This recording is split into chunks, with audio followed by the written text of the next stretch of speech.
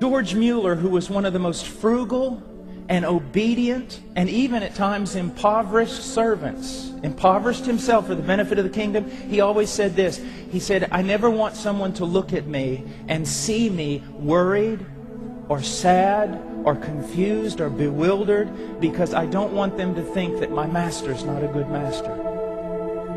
One of the things about the Christian life, and that again is such a rebuke to me, is people ought to look at me and they ought to see a seriousness, they ought to see purpose, but they ought to see joy. C.S. Lewis said that was maybe one of the greatest characteristics of true Christianity.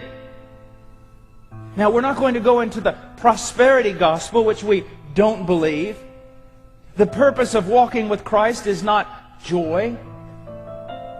But in walking with Christ, how can we not have joy? Even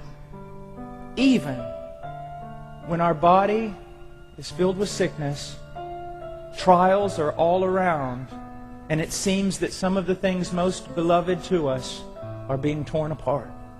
Yet we should still have joy, because our joy and our blessedness is fixed not in what we do, not in what others do to us, not in our circumstances, but our joy is fixed in the perfect person of Jesus Christ and the perfect work of Jesus Christ.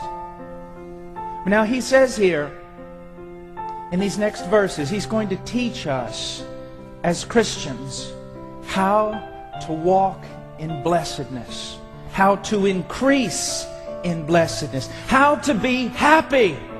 I know that sounds trite to some of you who are very spiritual. But after all these years, I've realized that one of the most blessed fruits of Christianity is just being happy.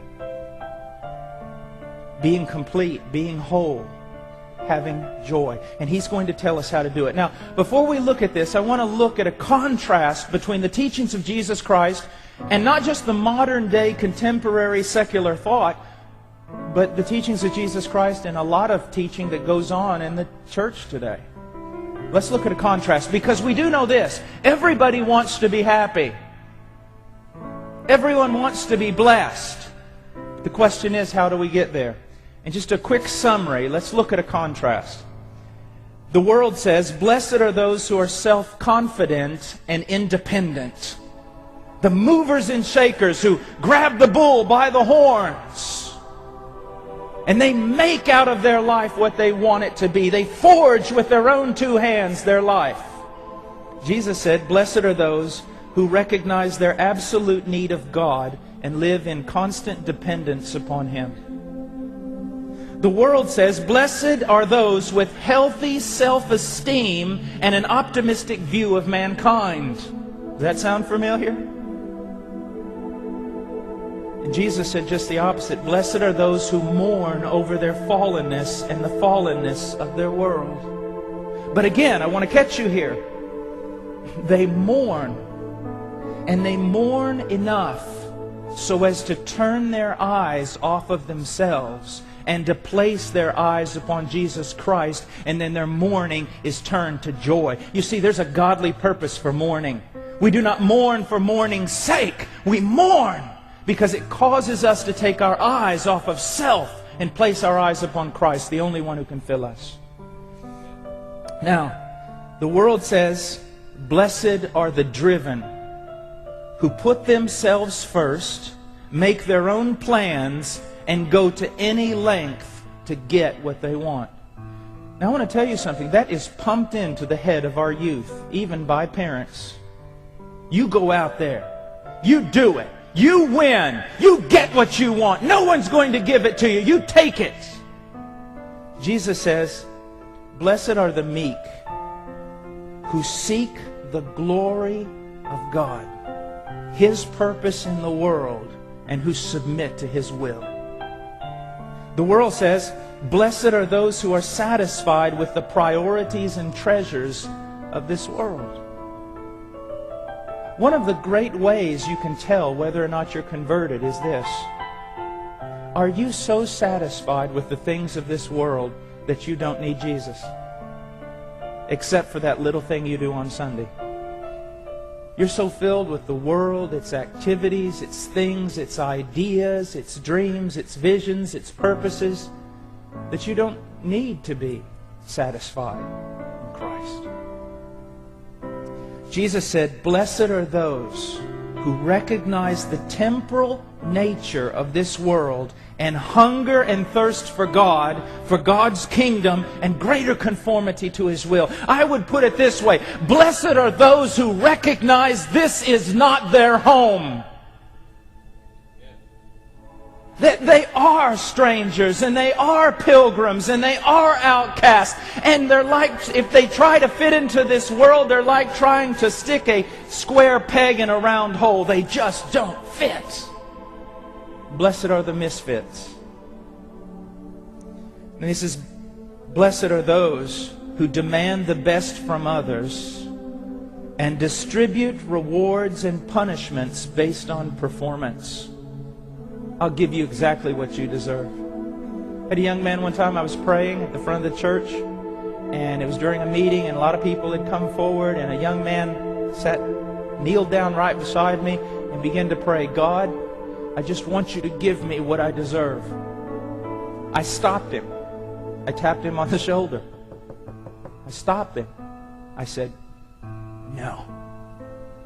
No. The last thing you want is for God to give you what you deserve. Because, young man, you deserve the deepest part of hell." But at the same time, we have to be careful. If we realize that we do not want what we deserve, but desire the grace of God, as David Miller said, those who believe in sovereign grace ought to have some of their own. If we believe that God has granted us grace, we should grant grace to others. And then Jesus says, blessed are the merciful who recognize God's mercy in their own lives and seek to reflect that mercy in the lives of others. The world says, blessed are those with a singular devotion to self, who put themselves first and are willing to compromise all other loyalties in order to attain their goals.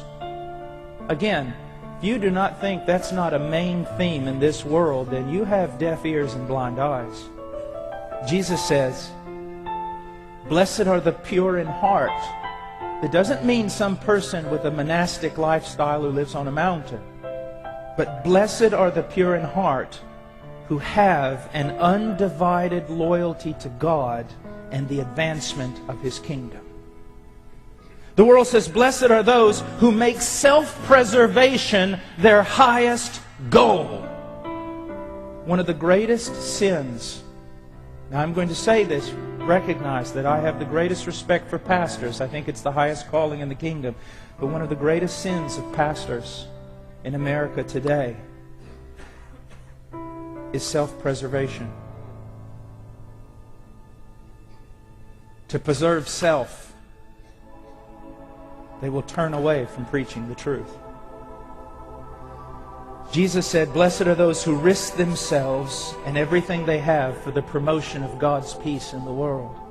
The world says, blessed are the moderately religious, who have the respect of this world and are never labeled fanatical. Jesus said, blessed are those whose conformity to Christ and passion for truth are so evident that they are disdained and persecuted by this world and by the moderately religious.